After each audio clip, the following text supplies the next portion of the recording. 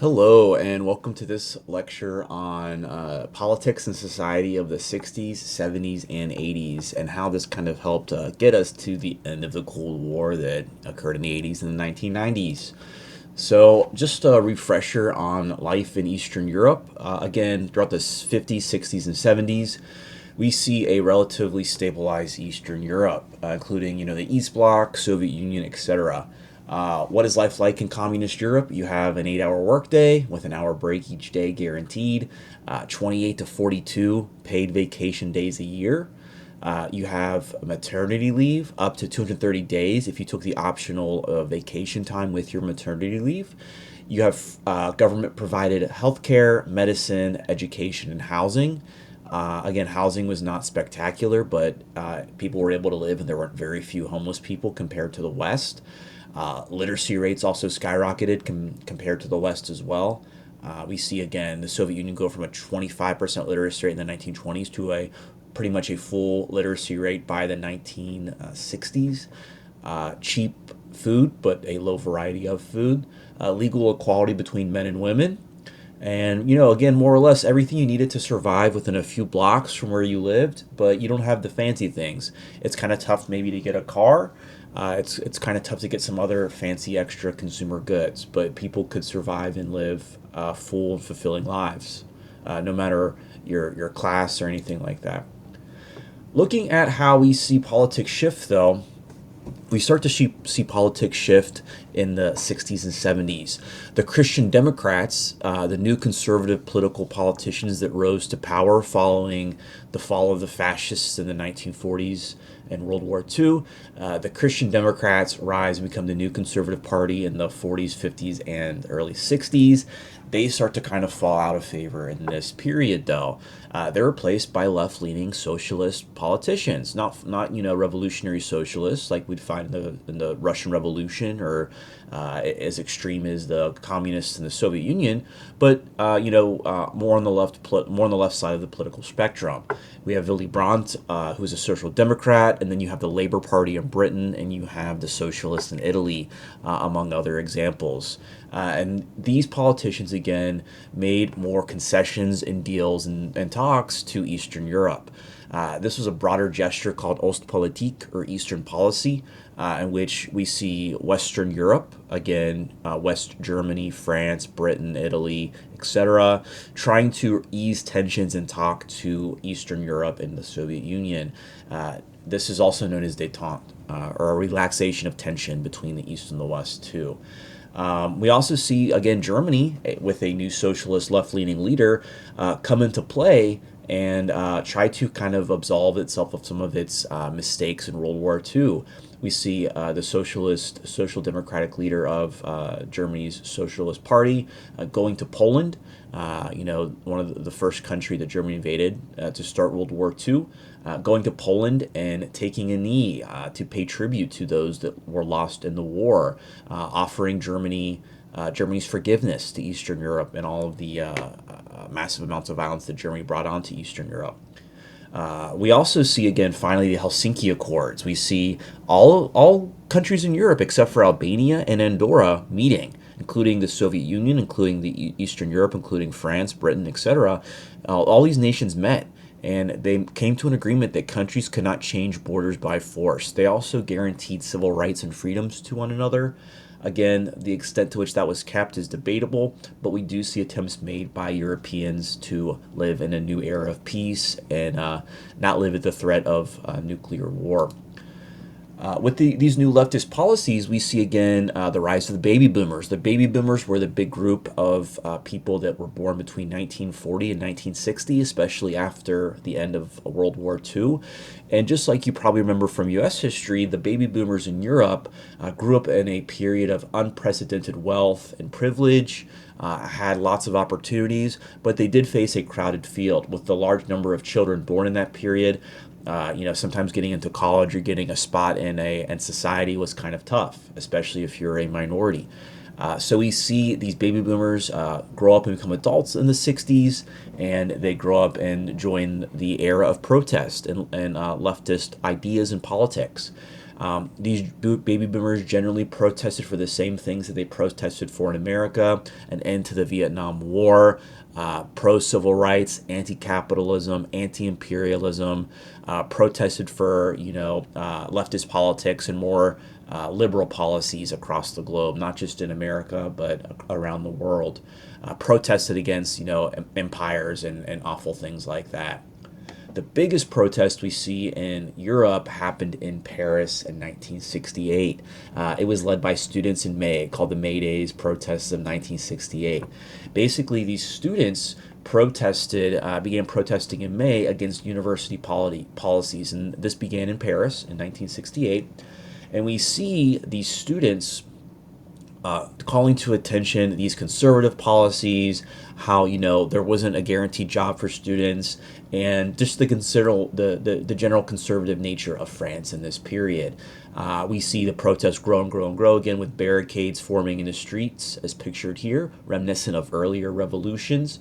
And we see battles break out between the students and police.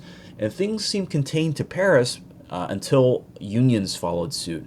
We see unions in May as well go on sympathy strikes, striking alongside students, more or less grinding the entire economy of France to a halt. Again, a lot of French people, a majority of French workers were in a union in the 60s. So we're going to see the economy of France grind to a halt, with the government then go into panic mode. We see battles continue, fights continue between the government and the students, with the French government on the verge of collapse, with the economy, grinding to a halt, grinding to a standstill. This terrified the nation. So the French government, to get things back going, they issue a wage hike, raising the wages of workers, causing the workers to then return to work. Police and universities then put down the remainder of the striking students, and more or less things get back to normal over the summer. By the fall of 1968, again, the protests started in May. By fall of 1968, things more or less are back to normal. But the president of the time, Charles de Gaulle, you may remember from the Algerian crisis or from World War II, he resigns a year later, not really feeling confident in his governing powers. Following this, we see leftists start this process of the long march through institutions to enact change. They realize that, doing a government revolution or something like that is not going to really be successful. It's better to go through organized systems, colleges, universities. For example, if you're a feminist, maybe you become a lawyer that specializes in women's rights and fighting for, abused women. Or maybe if you're worried about, climate change or something like that, you become an environmentalist and publish papers that convince governments to take action on climate change. So that's kind of what we see happen in this period after the protests and turbulence of the 1960s. In my notes on Canvas, there is a short video on this episode. You can watch it on your own.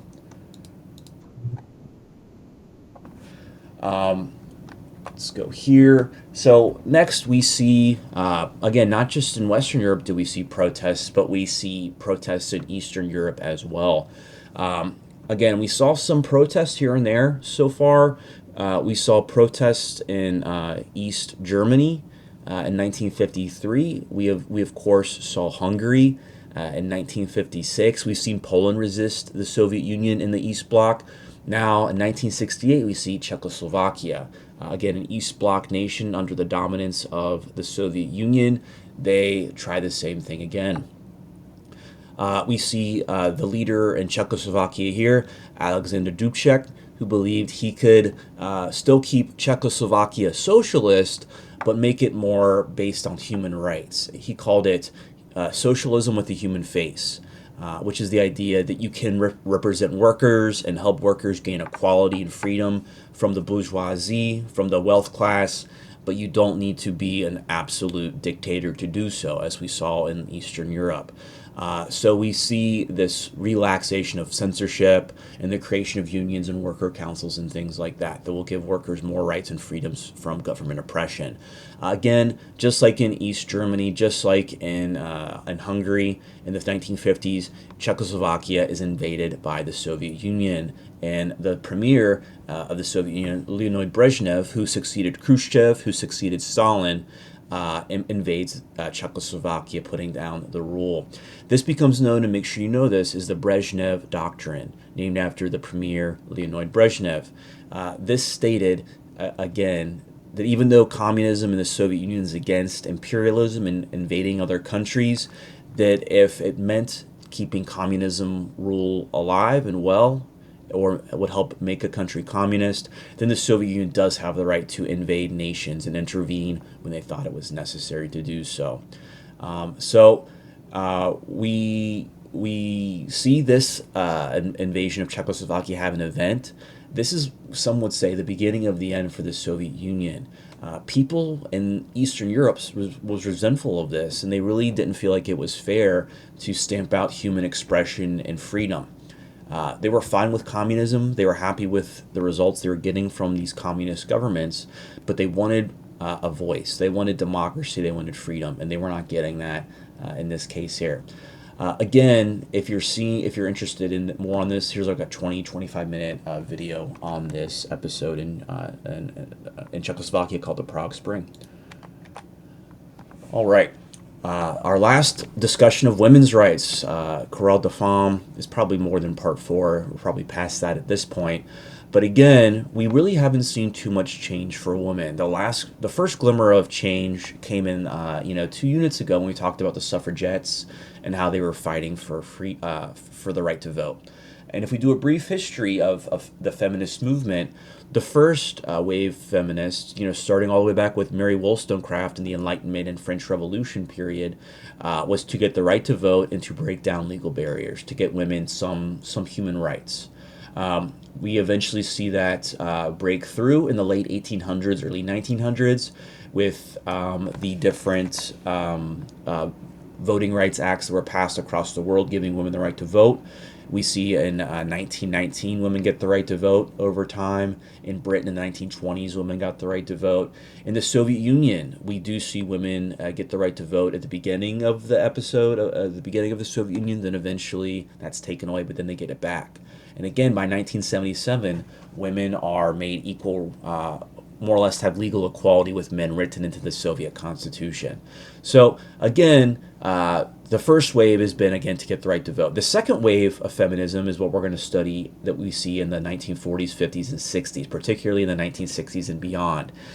This has been to fight for women to have, be seen as sexual creatures, to escape the family life, to escape the idea of domesticity, to focus on not just seeing women as wives and caretakers, but to see women as independent beings with thoughts, feelings, and to not be trapped inside the home. So again, it's to get women out into the world, to not be, over-sexualized, but to be taken seriously and to be considered full humans and not just these lesser beings compared to men. Again, what do we see? What does that mean? So again, we see women, work equal pay with men. We see abortion becoming a big deal. We see legalized divorce, the right for women to own property. Again, these legal rights, not just the right to vote, but the right to be seen as an equal person to men and have the same and equal rights to men. That's what the fight is with this second wave feminist movement we see in the 60s and beyond. So what caused this? So again, the post-war baby boom after World War II does see larger families and more kids, but overall, over the long term, throughout the rest of the 20th century, we see a decline in birth rates. And for the first time, we see women by the 1960s and 70s getting free. Even if you have a family and kids, you might be free by age 26 or 27. How are you free at that young of an age? Well, if you have kids, if you're married and have kids when you're early 20s, by the time they're 6, 7, they're going to be in school. They're going to be in kindergarten and beyond. So you're going to have free time. What are you going to do all day? Well, you can go get a job. You can go do whatever. So this is where we start to see women enter the workplace. Now, again, during World War II, women did have tremendous amounts of freedom, unprecedented amounts of freedom. That, of course, played a role into this. Women remember the freedoms and the opportunities they had while the men were off fighting in World War II. Women did not want to lose that. So we do see that play a part in it. But again, a big thing too is that after your kids are off in public school or private school or wherever you're sending them, and again, most children now are going to school. It's not just the rich and wealthy that are doing that. Women have free time to do so. In Eastern Europe, we see even greater advancements for women equality, and for the most part, hit or miss sometimes, but for the most part, women have greater opportunities. Women take up half of all jobs, so you have a truly equal workforce across the genders. Most doctors in the Soviet Union were women. Again, medicine's seen as a women's field in the Soviet Union and even in Western Europe in some cases. So women have the opportunity for that. After World War II, we see them have reproductive rights. They have equality under law. They have immediate suffrage from the 19 teens, one of the first major Western European power to grant women the right to vote, with extensive childcare and healthcare opportunities. So again, you don't have to worry about raising your kids or watching them at home. You can go off and drop them off at your local government-funded daycare, and that's not a problem. However, everywhere, whether Eastern or Western Europe, we see discrimination in pay, discrimination in advancement, sexual harassment, and women still being responsible for taking care of the kids and to an extent taking care of the house. This does change and improve over time. But we do see this as a major trend in this period. Following the end of the Soviet Union, we actually see women's lives get worse. True for men too. Happiness ratings and things like that go down across Eastern Europe as communism goes away. But we see in the immediate aftermath of the fall of the Soviet Union, we see widespread reports of domestic violence, rape, and abuse against women, with the turbulent economies that we saw in Eastern Europe in that period. Two women you should know that wrote about and discussed women's rights. Simone de Beauvoir wrote The Second Sex in 1949 with Sartre, Jean-Paul Sartre. They analyzed the position of women and women's place in society, and that over time, arguing that women have been limited, kind of arguing, like a Mary Wollstonecraft type of argument, just in a more modern tone, saying that women have been limited by being kept in the house as a mother, as a parent, as a housekeeper, and you need to, for society to reach its full extent, women need to be liberated and given equal opportunities. Betty Friedan, she wrote The Feminine Mystique in 1963, again, calling attention to just how limited and stifled women are, and that how they have to be kind of servants to husbands and children, and that women need to, again, be let free from their cages and to be seen as full human beings that can do whatever they want to do. As we get into the 70s, we see this leftist politics trend morph into something called Eurocommunism. We don't see, the leftists in Europe really wanting a Soviet takeover of Western Europe. Some people might have, but for the most part, after the invasion of Hungary in 1956 and the put down of Prague Spring in 1968 by the Soviet Union in both cases, by the Brezhnev Doctrine in both cases, we see a trend of Eurocommunism become popular, abandoning this idea of the Soviet takeover of the world in Europe, that each country can kind of follow socialist or communist policies in their own right. We see this happen in France, Spain, and Italy, across mostly Southern Europe. What does this mean? Embracing workers, embracing unions, embracing middle class workers, even embracing leftist movements, feminist movements, and the gay liberation movement that starts in the late 60s, early 70s. Again, they think the new left didn't go too far. This new left of protests we saw, they wanted to go farther than that. They wanted to focus on some of the basic communist principles. So go back to what Marx said back in the day, and not use violence and invasions and assassinations, things like that, but try to instill communist ideas across Europe. Again, this is most successful in Italy. One such leader was Enrico Berlinguer, who led the movement from 1972 until 1984. And we see a series of strikes go across Italy in this period, particularly 1969 to 1970. But later on after that too, raising the idea of class consciousness, that workers need to band together to fight for workers' rights and for things like that. We see the idea of a worldwide communist revolution, avoided and forgotten by the Soviet Union. There again, focused on the idea of socialism in one country. Making sure that perfecting socialism in the Soviet Union and its satellite states, they were not focused on aiding these Euro-communist movements. So again, leftist movements gain some success, but for the most part, they start to fade by the 1980s. Well, what happens in the 1980s to cause this? And this is the prevailing economic policy of today. So if you're wondering why, what's the major movement, political trend that we see across the globe today, at least in the West, it's neoliberalism. This was started by people like Ronald Reagan and Margaret Thatcher.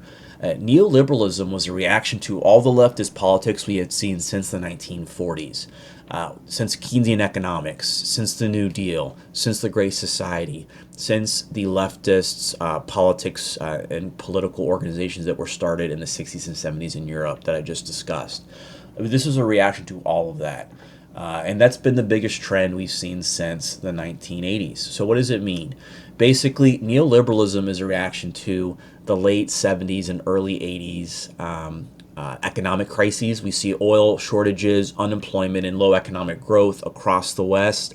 And this causes Europe and America to abandon Keynesian economics, abandon large amounts of government spending to keep people employed, working, and funding your economy, funding your tax base.